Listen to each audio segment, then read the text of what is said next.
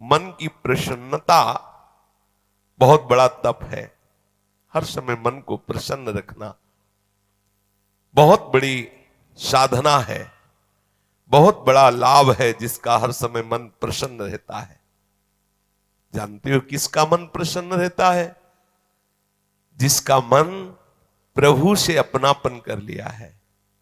मन को सदैव प्रसन्न रखना है तो भगवत संबंध से ही मन प्रसन्न रह सकता है। ये मन चंचल क्यों रहता है, अशांत क्यों रहता है? ये जितना विषयों का चिंतन करेगा, जितना नाशवान परिवर्तनशील वस्तु व्यक्ति स्थान का संबंध स्वीकार करेगा, उतना ही जलेगा, उतना ही अशांत रहेगा, उतना ही चंचल रहेगा। त्यागात शांति अनंतरम, जितना ऐसा वस्तु व्यक्ति स्थान का राग त्याग करेगा, उतना ही शांत हो जाएगा, उतना ही आनंदित हो जाएगा, उतना ही प्रसन्न हो जाएगा। मना प्रसादः, यदि आप मन को प्रसन्न करना चाहते हैं तो किसी भी व्यक्ति वस्तु स्थान का इसे संबंध न रख ले पावे, ये सावधानी रखना। और होता क्या है, बोले चलो मनोरंजन करते हैं, कहां? किसी व्यक्ति में, किसी वस्तु में, किसी स्थान में, किसी द्रव्य में। होता क्या है, मनोरंजन होता नहीं, एक नई जलन, एक नई चिंता, एक नई कामना, एक नई वासना, एक नया फंसाव। चले थे आनंद लेने और फंस गए। हमारा मन प्रसाद, मन प्रसन्न कब होगा? बहुत ध्यान की बात है। भगवान कह रहे त्यागात शांति अनंतरम, यदि आप शांति देना चाहते हो अपने मन को, आनंद देना चाहते हो, प्रसन्नता पाना चाहते हो, तो आप वस्तु व्यक्ति स्थान के संबंध से रहित कर दो अपने मन को। एकमात्र प्रभु के चरणारविंद में आप अपने मन को लगा दो, फिर आप देखें आपका मन सदैव प्रसन्न रहेगा। क्योंकि प्रभु अविनाशी है, वस्तु व्यक्ति स्थान परिवर्तनशील है। वो एक रस प्रसन्न रह ही नहीं सकता जिसका वस्तु व्यक्ति स्थान से संबंध है, नहीं रह सकता, क्योंकि वो एक रस नहीं है तो मन कैसे एक रस होगा?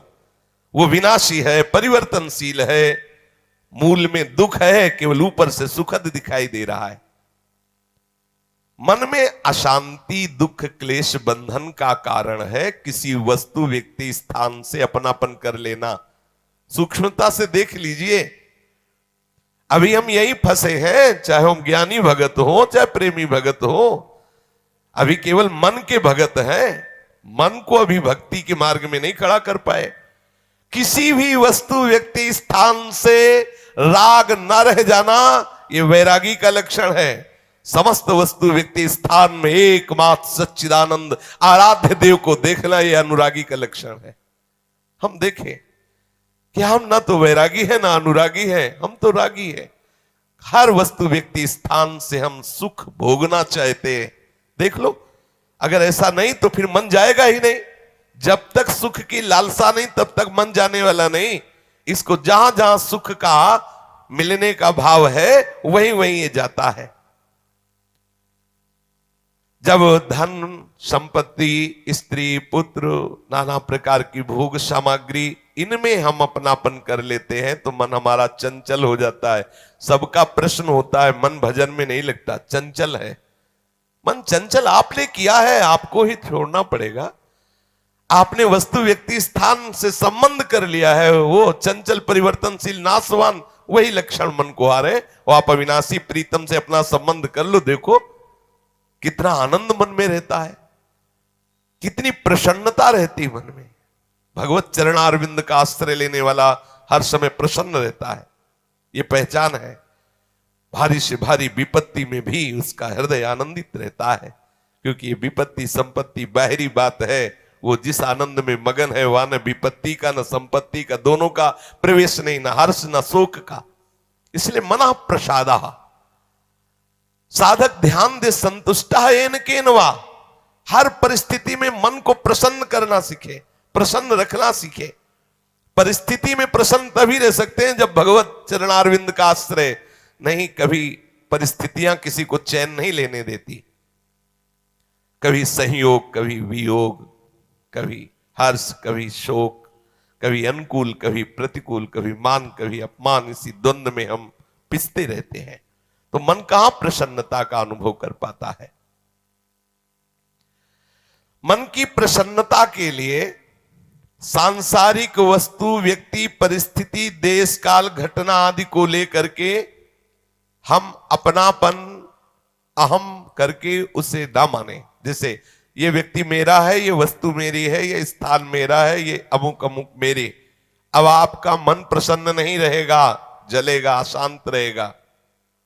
अपने स्वार्थ या अभिमान को लेकर किसी का पक्षपात न करना। यदि आप अपने मन को प्रसन्न रखना चाहते हैं तो अपने स्वार्थ की पूर्ति के लिए या अभिमान की पूर्ति के लिए किसी का पक्ष न लेना। किसी का मंगल करने के लिए, किसी को आनंद प्रदान करने के लिए हम भले सलाह दे दें, लेकिन अपना अहंकार पोषण करने के लिए, अपने स्वार्थ की पूर्ति के लिए हम पक्षपात न लें। नहीं, हमारा मन प्रसन्न नहीं रह पाएगा। मन को सदा दया भाव से युक्त रखे, क्षमा भाव से युक्त रखे। दूसरों को कैसे हम सुख पहुंचावें, ऐसे मननशील बने।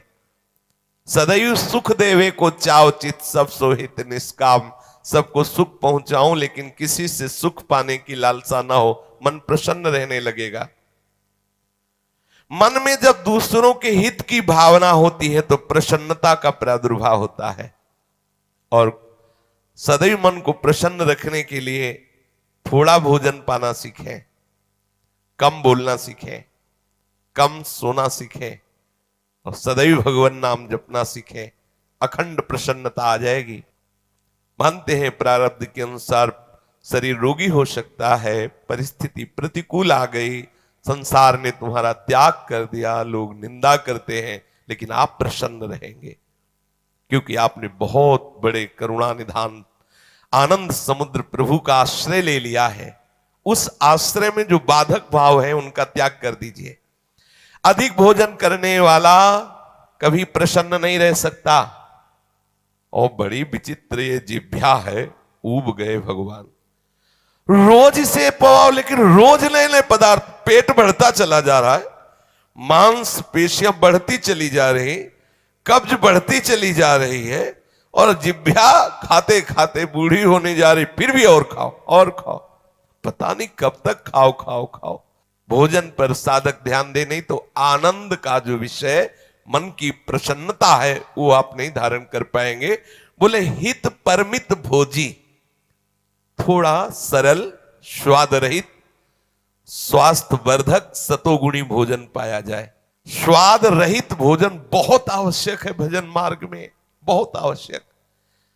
ये अधिक मीठा, चटपटा, खट्टा, ये वो सब कामोत्तेजना पैदा करता है, कब्ज बनाता है, मन को चंचल करता है। कई तरह के भयानक ऐसे दोष जो हमारी साधना में हानिकारक है। पक्का समझ लीजिए, ये अनुभूत बात कहते हैं।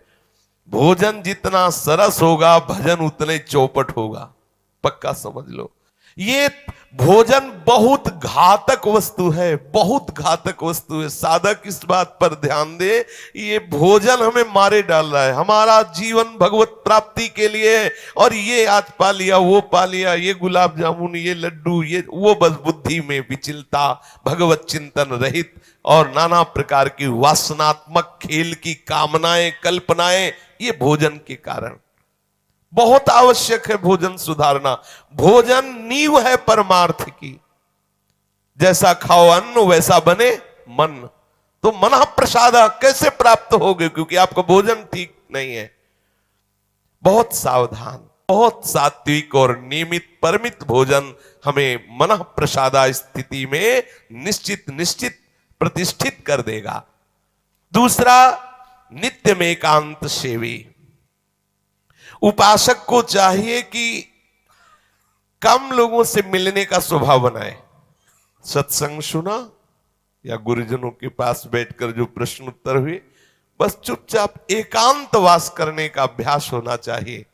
हर समय हम किसी से बात करते रहे, हर समय हम किसी से मिले रहे, हर समय कोई हमारे समीप रहे, तो हमारी अंतर्मुखता नहीं हो। भले वो हमसे बात न करे लेकिन हमारी अंतर्मुख वृत्ति में वो बाधक हो जाएगा। इसलिए साधक को चाहिए कि एकांत सेवी बनने का स्वभाव बनाए, ज्यादा किसी से बात नहीं कर। वैसे बात करने का नियम तभी रखना चाहिए जब कोई आपसे प्रश्न करे और प्रश्न का उत्तर आवश्यक है देना, उत्तर देने से उसका मंगल होगा तो ही बात करें, नहीं ना करें। बहुत कम जीवन है हमारा, बहुत कम समय है। हम अगर व्यवहार प्रपंच की सत्ता को सत्य मानकर केवल यही हमारा कर्तव्य है, यही ऐसा व्यवहार का निर्वाह करना, तो हम भगवत साक्षात्कार कब करेंगे? कब हमारे हृदय में वो अखंड प्रसन्नता, कब हमारे हृदय में वो अखंड विकलता भगवत साक्षात्कार की होगी? और बोले वाणी से हितकर मृदु वचन बोले, एकांत सेवन करे और नींद भी एक नियमानुसार करे। स्वल्प निद्रा विहारा, स्वल्प सोने का समय बनाए। 24 घंटे में 5 घंटे बहुत है शयन करना, बहुत है, मतलब बहुत हो गया 5 घंटे। 6 घंटे तो उनको जो बहुत शारीरिक श्रम करते हैं, 7 घंटे मतलब खत्म। अब इसके आगे साधक शब्द नहीं लगेगा। 6 घंटे तक तो मतलब बहुत हो गया कि बहुत श्रम करता है, इसलिए ठीक है। 7 घंटे मतलब प्रमाद स्थिति आ गई, 7 के बाद तो प्रणाम है, फिर तो कोई बात ही नहीं है। अब आप देख लो किस श्रेणी में आप हैं। उत्तम साधक 4 घंटे में हो जाता है, ठीक है। 5 घंटे, 5 घंटे पर्याप्त है। और जिनको बहुत शारीरिक श्रम होता है वो 6 घंटे, और कुछ तो ऐसे होते हैं कि हर घंटे में झपकी, हर घंटे में आनंद। हाँ, समाधि भाव को, निद्रा समाधि स्थिति, व्यास भरोसे कुंवर के सोत पाव प्रसाद।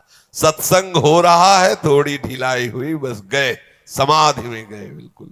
हाँ, मक्खी भन बनाए चाहे मच्छर बल बनाए चाहे महात्मा भन बनाए, कोई फर्क नहीं पड़ता। अपने निद्रा समाधि स्थिति, आओ समाधि भीतर। स्वामी हरदास जी कहते, मनी उतना डुलाओ, आओ समाधि। आ गए तो थोड़ा सावधान करे। स्वल्प निद्रा विहारा, और घूमने फिरने का भी एक नियम होना चाहिए। आपकी दिनचर्या एक नियमित होनी चाहिए। यदि आप नियम के अनुसार भोजन, नियम के अनुसार शयन, नियम के अनुसार घूमना और नियम के अनुसार बोलना चालना रखेंगे नियम से, तो आपका मन बहुत शीघ्र भगवत चरणारविंद में लग जाएगा। भगवत चिंतन से मन में प्रसन्नता आ जाती है। यदि आप ऐसा करेंगे तो आपका मन सदैव प्रसन्न रहेगा।